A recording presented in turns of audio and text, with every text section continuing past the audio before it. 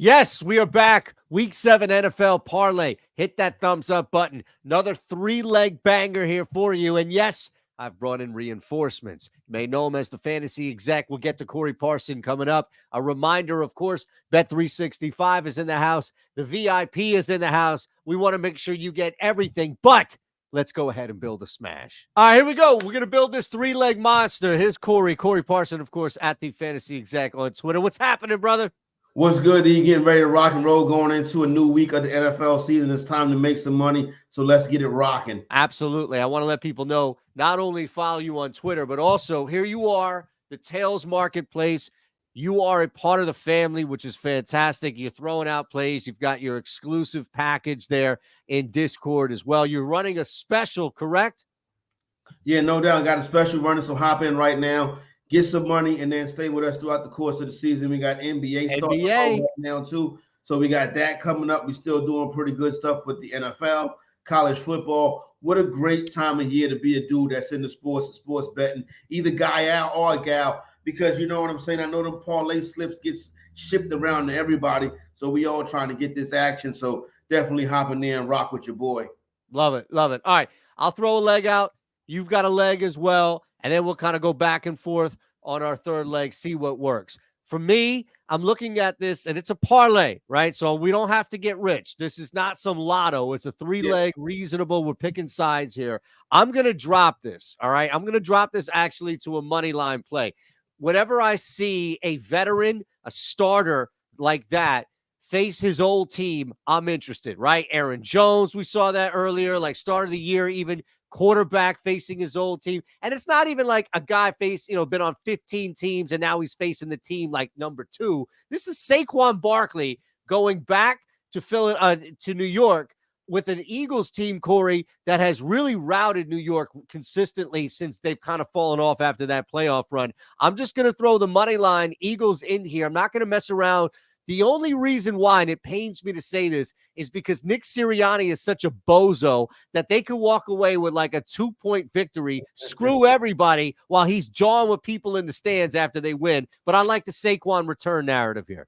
Yeah, definitely the revenge play narrative is interesting. Malik Neighbors coming back for the Giants, and NYG was something that I had looked at earlier in the week, but the injury to Andrew Thomas, who was probably their best player, you know what I'm saying? To me, that kind of makes it a stay away spot for me or ride with the Philadelphia Eagles. All right, that's leg 1, Eagles money line. What you got?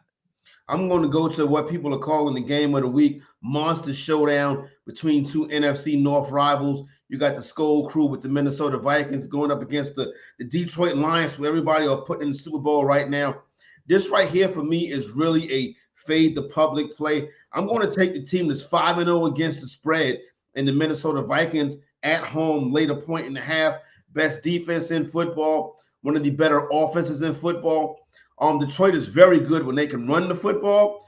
Minnesota's going to be able to shut that down. So really should be a close back and forth game, but give me the home team getting less than 2 points. Look, I know home field is no longer 3 points. I get it, but this seems like there is just a massive smack in the face to a team who's the best of the NFC. Nothing has changed. They just took time off. Yeah. Nothing has changed with this Vikings team. I'm sorry. They're still up there top. People waiting for them to turn back into a pumpkin. Not this week.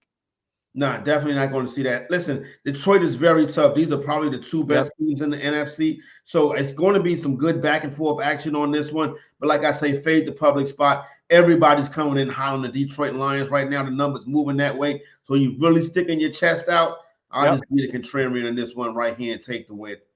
All right, let's look at this rapid fire here. You start, I'll go 30 seconds or so. Make your pitch, my friend. What should the third leg be? I'm going with the Los Angeles Chargers, just the old ball coach, Harbaugh getting it done right now. That team playing good football. And what you see is I like to bet on teams that are well coached. And the Chargers, for the first time in God knows how long, are well coached. I think they have just enough offense to go on the road and get it done versus the Arizona Cardinals. So I'll lay the number with the Chargers. Look, I think normally you would say the Pittsburgh Steelers are well coached, but they're about to make a massive mistake if they truly are starting Russell Wilson this week, especially with the team vibe. Maybe George Pickens not, but everybody else seems to be okay with what Justin Fields has been doing. Their offensive line is an issue. They seem to have some trouble here. And now they're going to make this massive move. It makes no sense. This is the reverse backup quarterback scenario where you take the backup the week after a guy's been benched. I think this is going to have a negative effect on Pittsburgh. Jets looked fine. They just lost the game, but their offense clearly looks different. I'm going to take the Jets. I would add or suggest that we take the Jets first half money line here. Although I have to be honest with you, right? You really have me intrigued with just going on the coaching factor alone with the Chargers. We're laying points, but it might be worth it, man. You know what's interesting about these angle right here with the Jets is obviously this is a team that a lot of people are not going to be on. They're on a downturn right now. Getting Devontae Adams does nothing to me. They need offensive linemen, not Devontae Adams. But what I would say is this. You know, I don't understand why Mike Tomlin wants to see how terrible Russell Wilson is. We can tell you, Mike, this guy can't play football no more. He is cooked. And the first half play is a good side because what I can tell you is this is Russell Wilson is going to be terrible in the first half of that game. So if the Jets can get 7, I can see the Jets hitting that first half money line. All right, let's put them both in. We'll make a 4 executive decision with the fantasy exec on Twitter. What do you think? Let's do it. Let's make it a 4-leg parlay, and we'll cash that one right there and get you off to a good start for the weekend. Love it, man. One more time, follow Corey at the fantasy exec on Twitter, but also right here on Tails. Want to make sure that you are taking full advantage of his betting package. Again, the NBA is right around the corner, and that's really where shit's going to heat up. Thank you, Corey. No doubt. Be out. Everybody have a good one this weekend. Let's get this money. All right, thanks to Corey Parson at the Fantasy Exec. Of course, how you follow him on Twitter at Shander Bets for me. And one more time, you want to get in the VIP, the Tails for Corey. You also want to get in with me. There's a link below for both.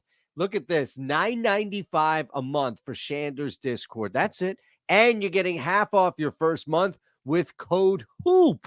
Hit that thumbs up button. Hopefully, we gave you a reason to subscribe. And hopefully, yes, you come back for next week's Parlay of the Week a little bit richer.